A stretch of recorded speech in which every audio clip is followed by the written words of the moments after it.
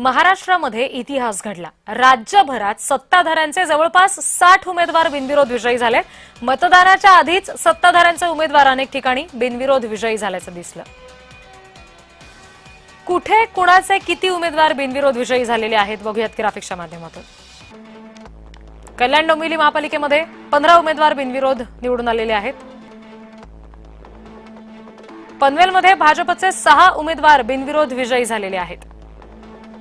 जळगावात सुद्धा भाजपचे 6 आणि शिवसेनेचे 6 उमेदवार बिनविरोध विजयी झाले।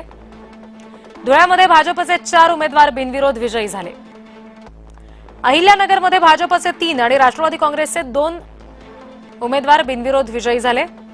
पुण्यामध्ये भाजपचे 2 उमेदवार बिनविरोध विजयी झालेले आहेत। पिंपरी चिंचवडमध्ये सुद्धा भाजपचे 2 उमेदवार बिनविरोध विजयी झाले। ठाणे पालिकेत शिवसेनेचे 7 उमेदवार बिनविरोध विजयी झाले। भिवंडीमध्ये भाजपचे 6 उमेदवार बिनविरोध विजयी झाले। अनेक महापालिकांमध्ये शिवसेना भाजप युतीचे अनेक नगरसेवक बिनविरोध निवडून आलेले आहेत।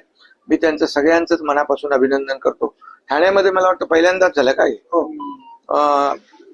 एवढे लोक बिनविरोध आलेत। ठाणेकरांनी एक प्रकारे एक काय म्हणतो त्याला श्री गणेशा केलेला आहे।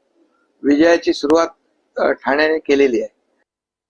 हिंदुत्वाचा महायुतीचा भगवा झेंडा हा मुंबईच्या महानगरपालिकेवरती फडकला पाहिजे या भावनेतून जे जे भारतीय जनता पार्टीचे कार्यकर्ते नाराज होते त्या सर्व कार्यकर्त्यांनी या हिंदुत्वासाठी या महानगरपालिकेला भ्रष्टाचार विरहित प्रशासन देण्यासाठी आणि मुंबई शहराची सुरक्षितता अबाधित राखण्याच्या दृष्टिकोनातून आज ज्या ज्या कार्यकर्त्यांनी आपला उमेदवारी अर्ज दाखल केला होता त्या सर्व कार्यकर्त्यांनी आपला उमेदवारी अर्ज हा मागे घेतलेला आहे।